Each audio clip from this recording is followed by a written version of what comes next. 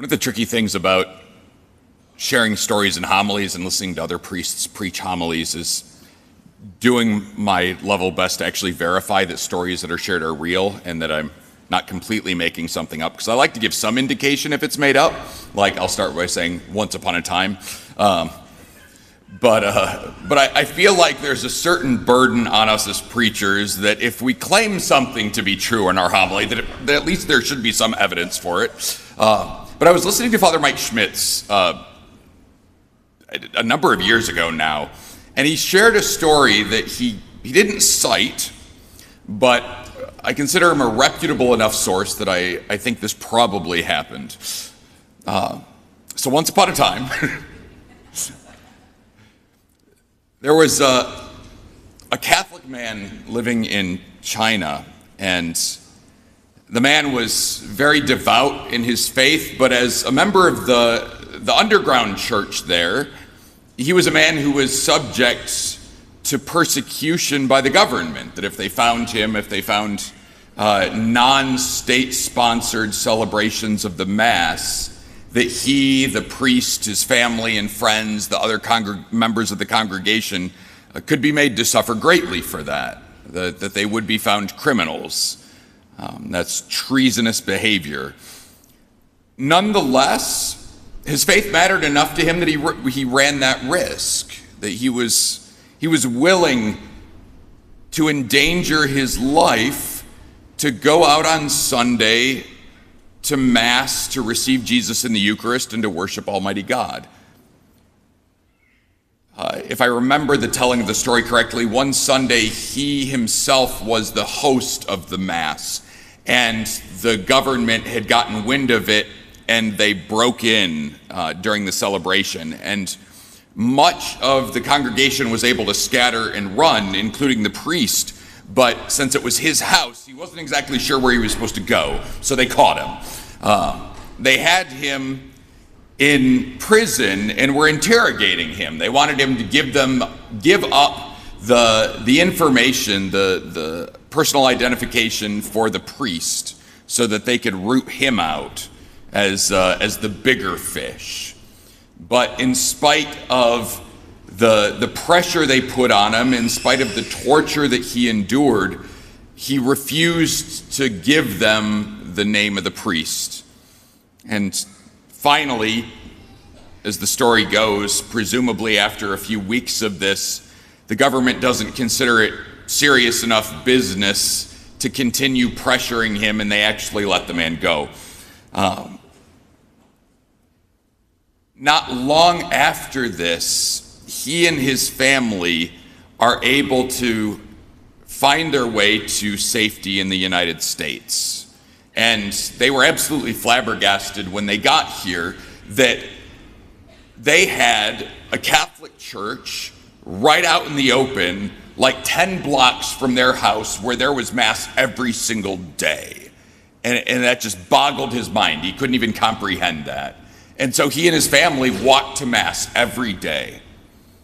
But he also found out that here in the good old US of A, that when you work harder and work more hours, you get paid more. Imagine that. And so he worked harder. That he wanted to provide not just a living for his family, but a comfortable one. And so he became busy. He became busy enough that his wife and kids may have gone to daily Mass, but he didn't go to daily Mass anymore. He had work. And eventually he became so busy that sometimes he just couldn't make it to Sunday Mass, and would just send the rest of the family on ahead without him. Little by little, he became a submarine Catholic. You know, those are the Catholics that surface at Christmas and Easter and then go back under.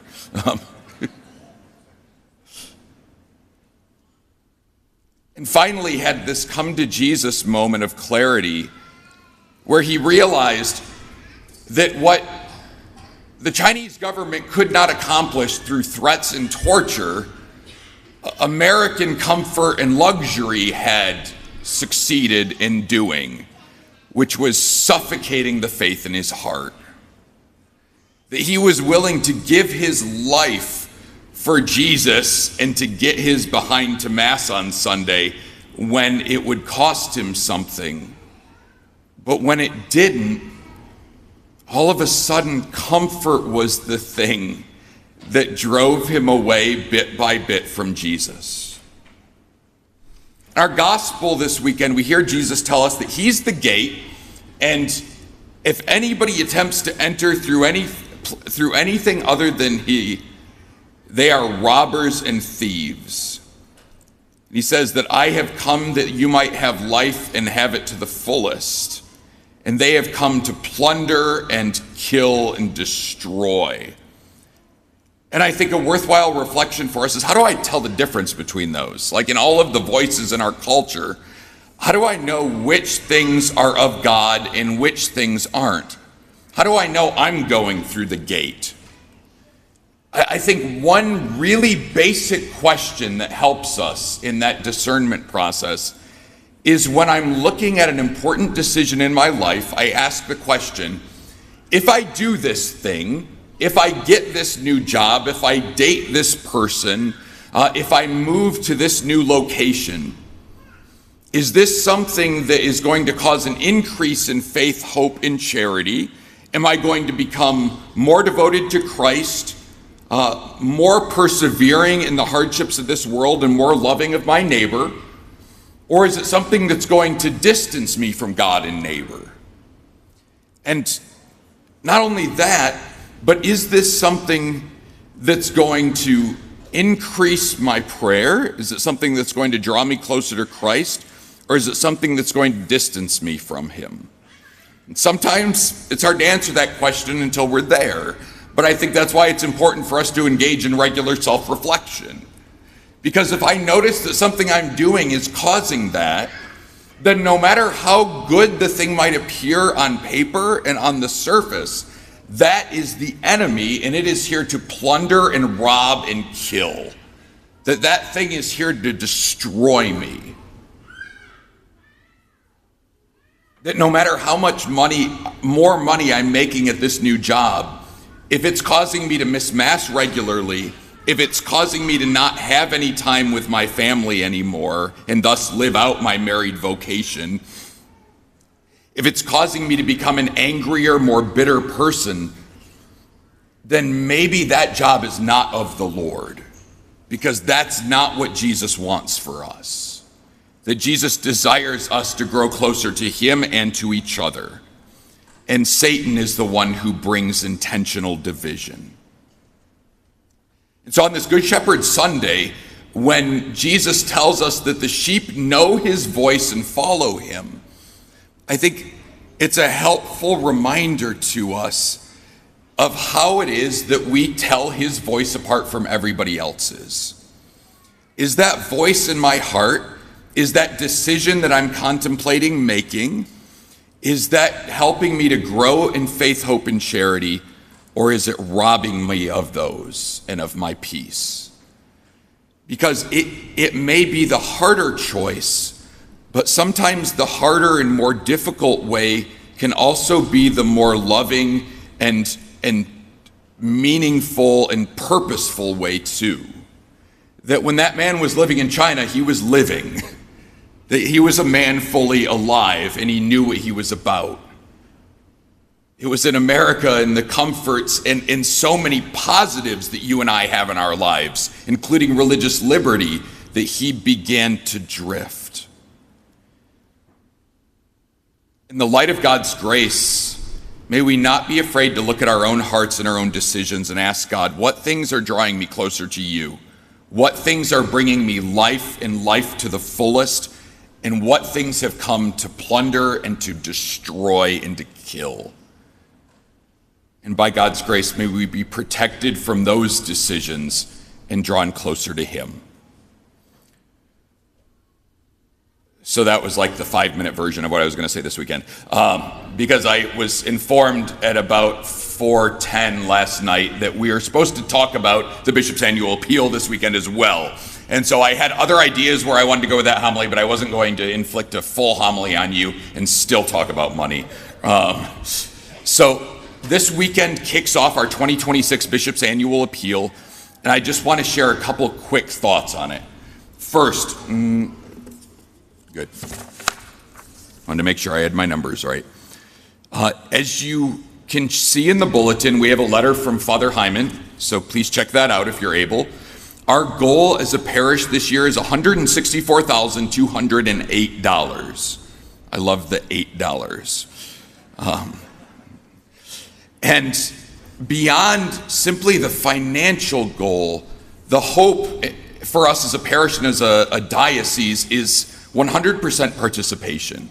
The recognition that no matter how well-to-do I am or how badly off I am, that every single one of us are in this together. Like, this is a work that we all support as a parish. And so even if the amount that you're donating is $1.50, like, to be able to make an intentional donation like that shows that every single one of us have skin in the game. Because the Bishop's Annual Appeal, I think it's easy for us to get this idea that it's this very abstract thing, like some charity far off in a foreign land, where I don't ever get to see the people that it's helping, and I don't really know what it's doing or what it's funding. For us, a lot of the bishops, almost all of the Bishop's Annual Appeal is around us and visible.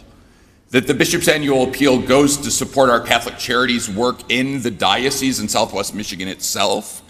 And a not insignificant chunk of it goes to support future vocations. That I had the blessing just a couple weeks ago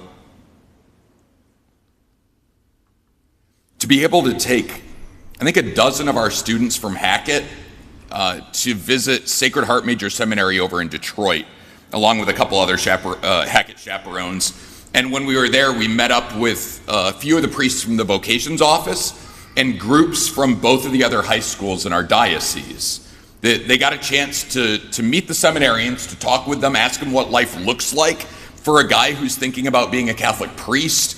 They got free food, which always goes over well with high schoolers. They got to see what the seminary looks like. They got to have a lot of questions answered that I didn't get answered at that age. I mean, I had been thinking about being a priest since I was 7 years old. I had no idea what that step in the middle looked like. Me as a lay person, and then something happens for 8 years, and then I come out at the end as a priest. That they actually got to see what that something in the middle looks like. And that's something that wouldn't happen without the funds from the Bishop's Annual Appeal. That those kind of opportunities are things that are funded by the money that we collect. And not only the vocational discernment side of things, but the seminarians themselves, that as any of you who have kids in college are keenly aware, higher education is not cheap. And a lot of our seminarians would not be able to support themselves through college, through their seminary studies, especially because we require them in the summer to be in a parish assignment. That they wouldn't be able to pay off their student debt if it weren't for the money that we as a diocese collect to support them and fund that. That the new young priests that Bishop Losey ordains for our diocese are able to be there in large part because of the money that you guys give to this. That I know a handful of brothers who just wouldn't have been able to study if they had to pay off all of the student loans that they would have collected through their theology studies. And God only knows how they would have paid those off on a priest's salary too, once they got ordained. And so I think it's easy to lose sight of what it is that the Bishop's Annual Appeal supports, but our local charities and our own vocations at home are a significant chunk of that pie. Please feel welcome to check out the diocesan website and the pamphlets we have in the lobbies for more information. But I just encourage you to please prayerfully consider what you'd be able to give this year. And more important than how much you're able to give, to commit yourself just to giving something. That reminder that this is a common effort toward a common goal. And to recognize, too, that if we come up short of that $164,208, that winds up coming out of our budget as a parish. Like, we have to hit that goal one way or another. And so that gets drawn away from other ministry that we'd be able to do here. But if we go over that, the diocese gives it right back to us. So if you're afraid and you don't want the diocese to get more money than they're asking for whatever reason, fear not, because that money is coming here. So any money above and beyond what we're required to collect for the annual appeal is money that will go right back into the offertory. And so this really is a diocesan effort, but it's really a parish effort too. That this is money that we're collecting for us in our future. So please, as we kick off this season, you prayerfully consider what you're able to give, be generous, and recognize that we are all in this together. And if it's any consolation, Father Dan and I get the envelopes and all of the endless reminders too, that we're expected to have skin in this game as well, and we will. So I wouldn't ask of you anything that I'm unwilling to do myself. So thank you, and hopefully this will be a blessed enough Bishop's Annual Appeal season that Father Dan and I will never have to say another word about it from the pulpit again.